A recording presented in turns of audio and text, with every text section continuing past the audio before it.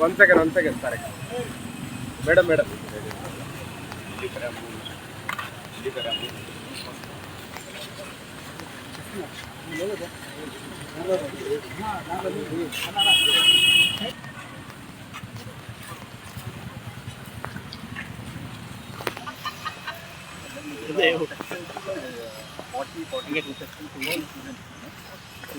Tenth class, 14 rooms in present classrooms, labs 2 tutors.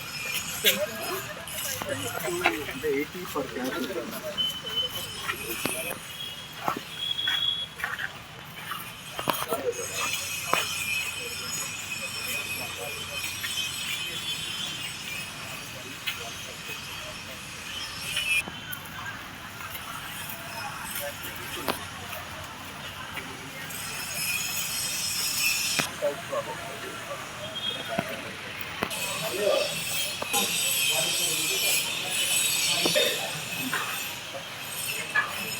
ఈరోజు నేను మూలాపేటలో girls high స్కూల్కి వచ్చాను.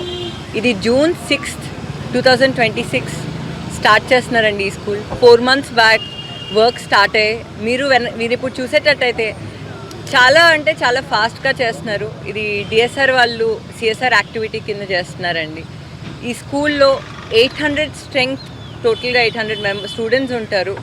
అండ్ ఎంతోమంది నిరుపేదలు ఉన్నారు. బీఆర్ స్కూల్ ఎలా అయితే మేము చేసామో అదేవిధంగా మా నాన్నగారు నెల్లూరు సిటీలో 15 స్కూల్స్ ఉన్నాయి. ఆ 15 స్కూల్స్ నువ్వే అభివృద్ధి చేయాలి అని చెప్పారు.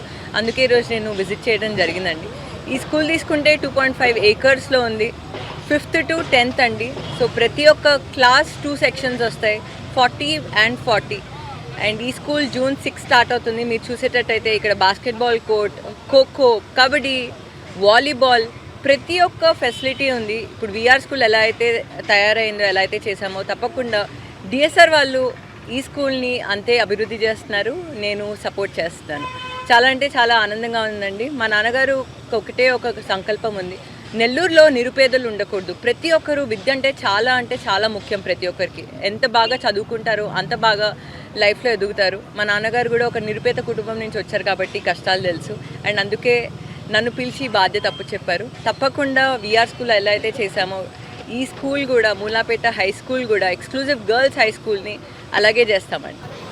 ఈరోజు మా మూలాపేటలోని ఉన్న గర్ల్స్ హై స్కూల్ ఏదైతే డిఎస్ఆర్ వారు నారాయణ సార్ గారు వచ్చి ఈ స్కూల్ని పరిశీలించి, అప్పుడు నారాయణ సార్ గారు ఇక్కడికి వచ్చినప్పుడు ఈ స్కూల్ చాలా దీనావస్థలో ఉంది.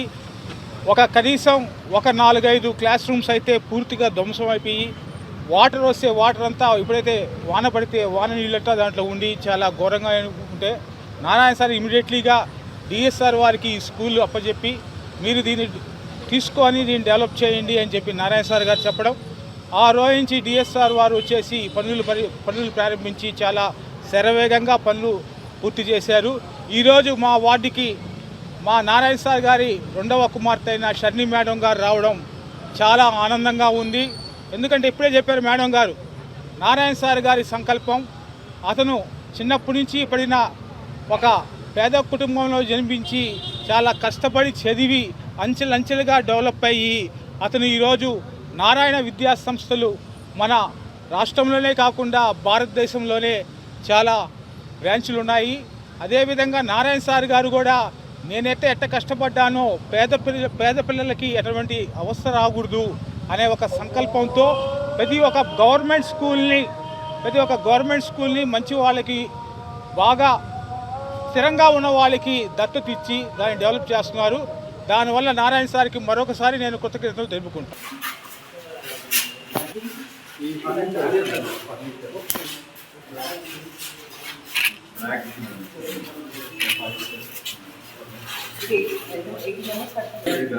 A की 40, B की 40%.